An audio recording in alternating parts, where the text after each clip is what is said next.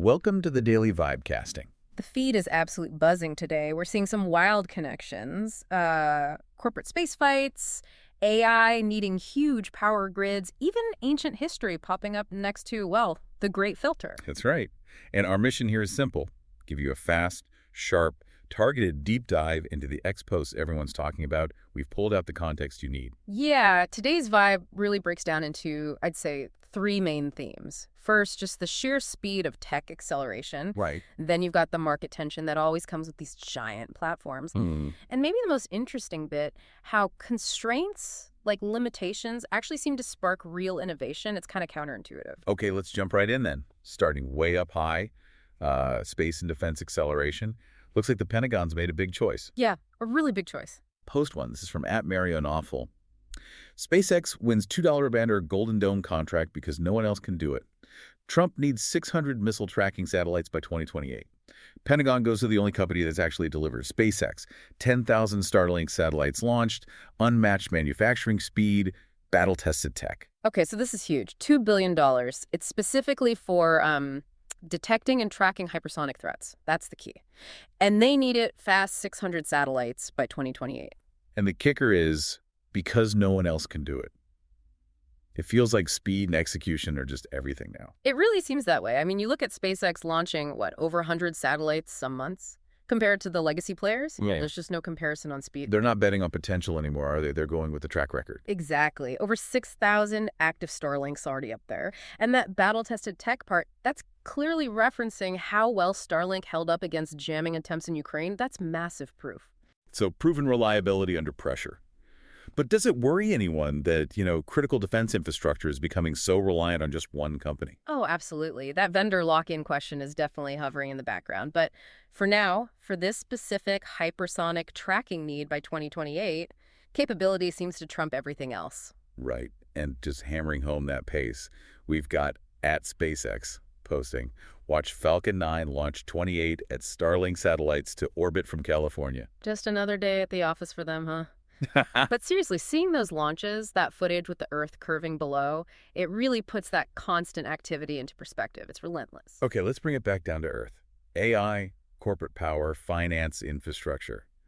Things are getting pretty tense there, too, especially around, bailouts. Yeah, the rhetoric's definitely heating up. Okay, here's at David Sachs.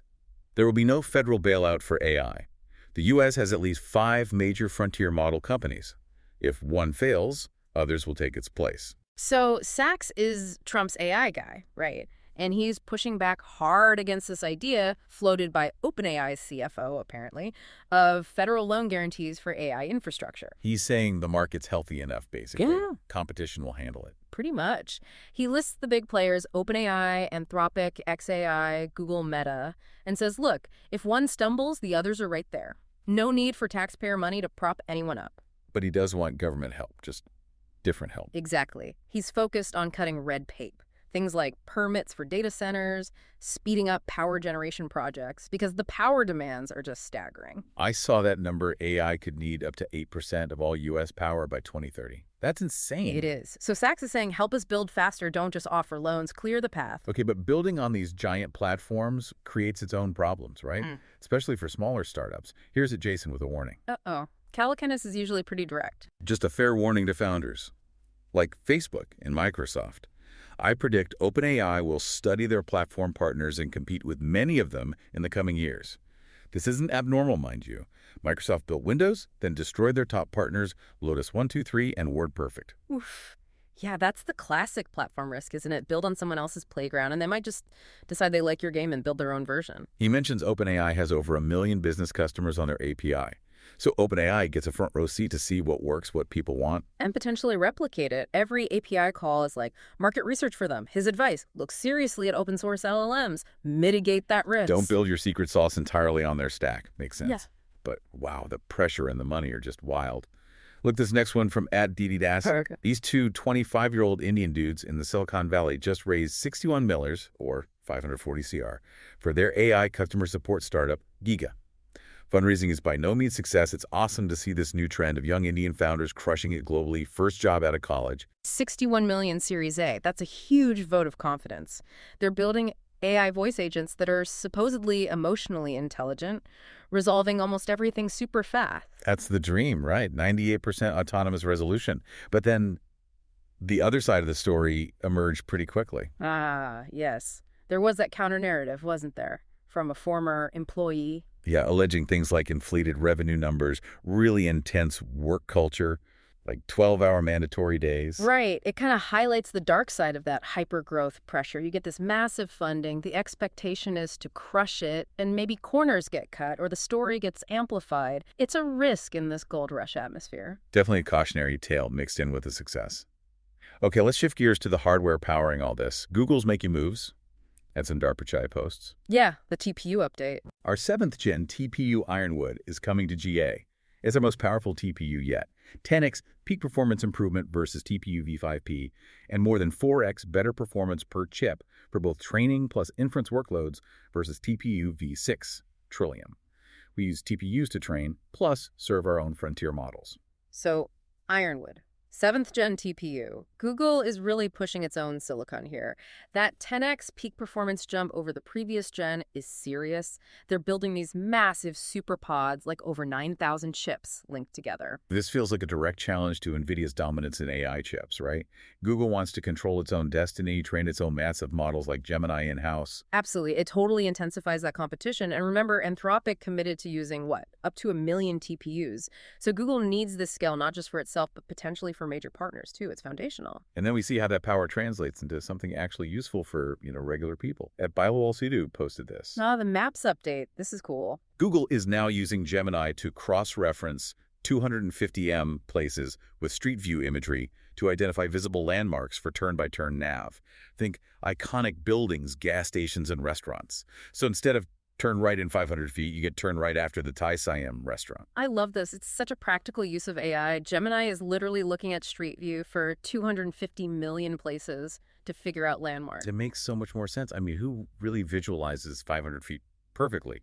But turn after the gas station. That clicks. It feels more human. Exactly. It shifts from abstract distance to concrete visual cues.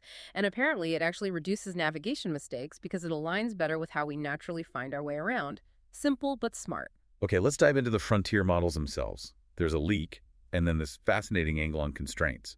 First, the leak via at scaling01, Lisa Nalgaib. Right, the GPT leak. Leak, GPT-5.1 Thinking officially confirmed by OpenAI.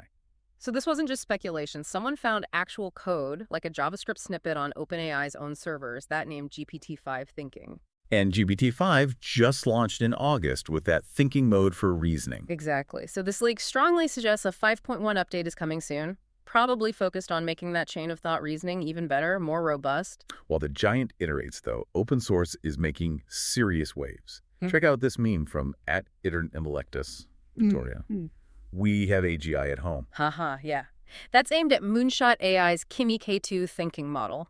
And it's not just a joke. This open source model is apparently doing really complex stuff. Like agentic tasks, breaking down big goals. Yeah, like handling 200 or 300 sequential steps, calling different tools, all autonomously. And the kicker.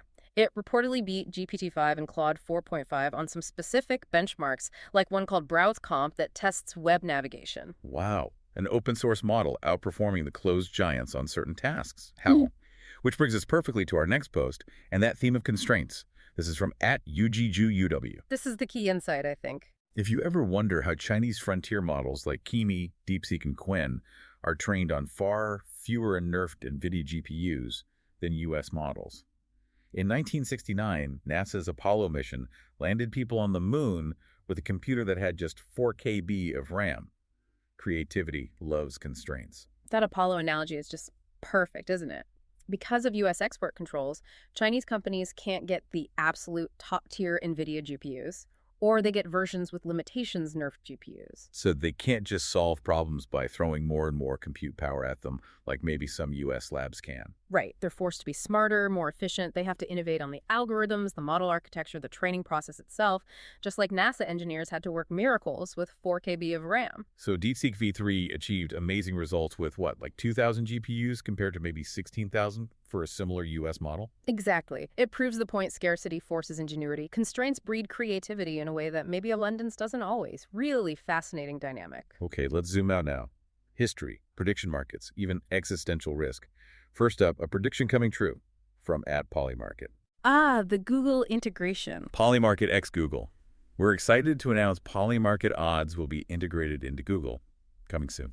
Yeah, someone predicted this late last year that Polymarket would get so big it would just be part of the search landscape.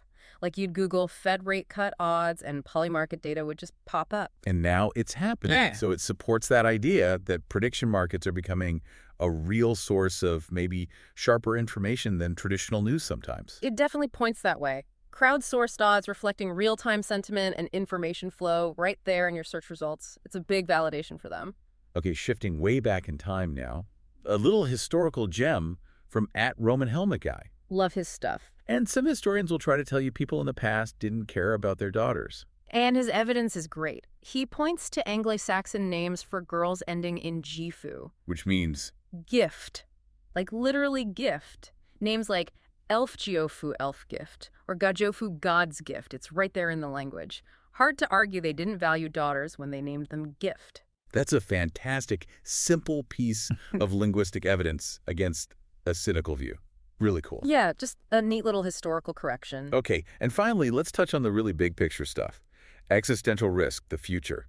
This post from @BefJezos. Ah, the great filter post. Correct. We cannot afford a dark age at this time. We have an opportunity to pass the great filter for the first time ever, but also perhaps the last. So yeah, the great filter, the idea that there's some huge barrier that stops civilizations from becoming interstellar, explaining why we don't see aliens. And the effective accelerationist take here is we got to go fast. Basically, yeah. The argument is that humanity is at this critical moment. We have to accelerate technology, especially AI and compute, like crazy. We need to break through to become a stable, multiplanetary, maybe Kardashev type 1 civilization, one that uses all its planet's energy. Because the alternative is slipping back, a dark age we might not recover from. That's the fear, that this window of opportunity is fragile, and failing to push through now could mean we never pass the great filter. It's pretty high-stakes thinking. Definitely high stakes. And maybe one last quick look back at where this all started. @Gifmana, Lucas Bayer, shared some deep learning history. Oh yeah, the GitHub issue. That's lore. If after reading all this self-myth post you want to see a lovely piece of deep learning lore, check out this GitHub issue link. Look at that now, 10 later, and as you scroll through, you just see one legend after another chiming in, a few from every lab. It's from 2015, I think. Just people benchmarking TensorFlow against Torch, openly, collaboratively. You scroll through the comments, and it's like a who's who of AI pioneers from Google, Facebook, NYU, It everywhere. really captures that early spirit, doesn't it? Open benchmarking, sharing results, pushing each other forward. Totally. That culture of transparency was arguably key to how quickly the field exploded. Something maybe worth remembering now. Wow. Okay, we really covered some ground today in the daily Vibecasting, from that huge $2 billion SpaceX deal and the lock-in worries. To the platform anxiety for startups building on OpenAI, warned about by Calacanis. And landing hard on that idea that constraints like those nerfed GPUs for Chinese AI labs can actually be a massive driver of innovation. Yeah, that Apollo 4KB RAM analogy really stuck with me. Which brings us to the final thought we want to leave you with. The accelerationists say we need massive scale, huge growth to push past this great filter. But we just saw compelling evidence that constraints, that scarcity, forces incredible creativity and algorithmic breakthroughs. So could it be that the real path past the filter isn't just about raw power and resources, but about the kind of intense ingenuity that only emerges when you're forced to overcome limitations? Is scarcity maybe the secret ingredient? Something to definitely chew on. We'll leave you with that, mull it over, and we'll catch you tomorrow for the next dive into the feed.